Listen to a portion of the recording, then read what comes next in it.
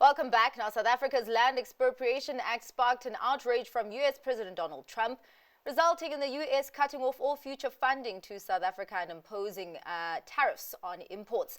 With this, the need for South Africa to strengthen its partnership with the U.S. has never been more urgent, especially now that President Trump and President Ramaphosa have agreed to meet to discuss US-SA relations. And join me to provide further insight is the spokesperson for the Minister of International Relations and Cooperation, Chrispin Phiri.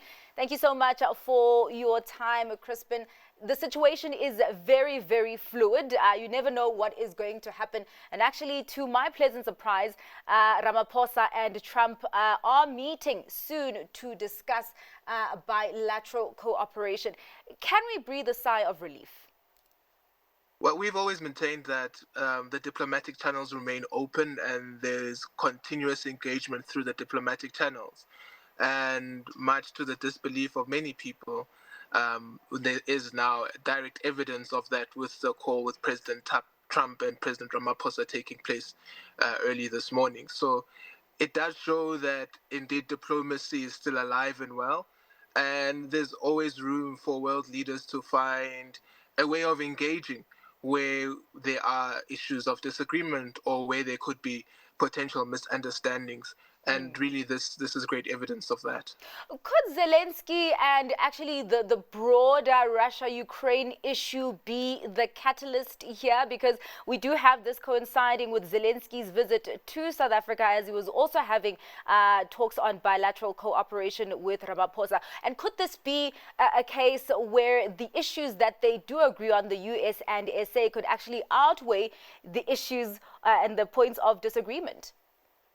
Generally, in diplomacy, there will be areas of convergence and there will be areas where we can sort of disagree on or agree to disagree. But the point is how we reach that point of agreeing to disagree on certain issues.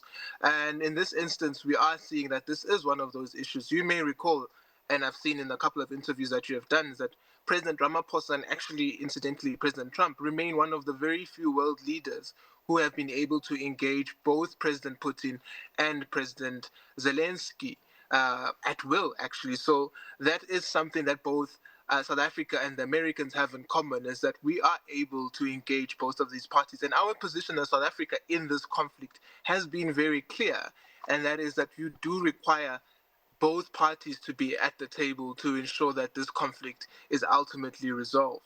So we said so when we went to Kyiv to present the African Peace Initiative, and we continue to say so that this conflict can only be resolved through a negotiated settlement. And we say that because of our own experience when we had a very protracted situation with apartheid in South Africa. At the point at which we were able to resolve that crisis, we had an unconditional ceasefire and an unconditional dialogue with the apartheid regime. And guess what? South Africa is the miracle nation that it is in the world today because of that. So our experience in conflict resolution and peaceful negotiations is something that we've consistently brought to the table. We are now seeing, like I said earlier, President Trump as well is one who says we need to, one, ensure that we engage with the Russians, but also ensure that we have a ceasefire in place that can last for some time, which is a position that South Africa has always taken. Engage both the Russians and the Ukrainians in this conflict and ensure that there's a ceasefire in place that enables dialogue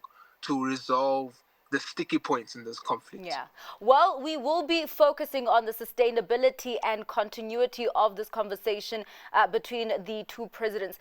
But really, what has been most important, and I guess where the worry has been, is the deterioration and kind of the economic ties and the economic relationship between South Africa and the US. And it's been quite interesting because it seems that the political policies have been affecting how then the economic relationship stands. And I'm wondering, how far can South Africa go in trying to separate the politics from the economics at this point? Well, that's where the engagement will be taking place soon with President Trump and President Ramaphosa. And we think that we do need to be able to articulate to this administration of the United States what is in the interests of South Africa and resolving our own contradictions as a society. And they are both economic and political. we cannot necessarily divorce the two. If you look at the economic landscape of South Africa, it is what it is as a result of the legacy of apartheid. And there is a concerted government program to ensure that the economy as we know it today, the political economy, is reconstructed so that it really represents what South Africa wants to be, an economy of all, an economy for all, and also a government that serves all. So there are a number of contradictions that exist within the South African context, which is a national interest for any administration to resolve. And we do believe that we have to go about it a particular way. Yeah. But that does not mean that this should negate any investments that come from other countries of the world. We've seen, for example, a number of American companies investing in South Africa in spite of our transformative agenda. We have 601 companies, American companies in South Africa, continuously investing in this country and extracting profits and repatriating them back to the United States. Equally, we have companies in the US, maybe not as large as 600, but a significant amount of companies in terms of jobs. I think providing almost up to 8,000 jobs in the US, 22 companies from South Africa, playing a critical role in the US economy. So it's a mutually beneficial relationship that we continuously need to harness, both economically and politically. Politically, we share the same values. We believe in a free press. We believe in democracy. We believe in independence of the judiciary, and so on and so forth. So these values are intrinsic to who we are as a people, and our economic ties are important enough to ensure that they continue for both nations to prosper. So when we say this relationship is mutually beneficial, that's the context in which we place the mutually beneficial idea in.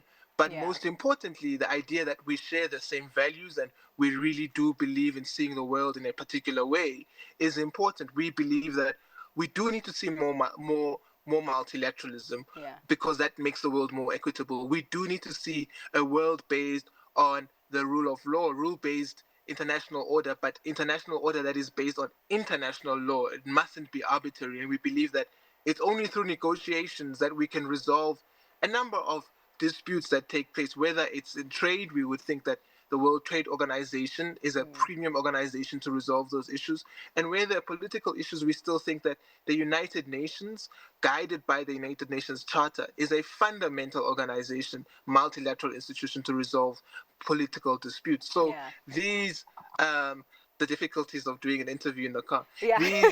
These benefits, these values and principles are something that we should continuously pursue as both nations. And we have done so thus far. Where there are disagreements, those disagreements can happen in the appropriate fora or even bilaterally, but we should find a way to pursue our common interests and common values. All right. Well, you can switch off the light there as we have wrapped up the conversation.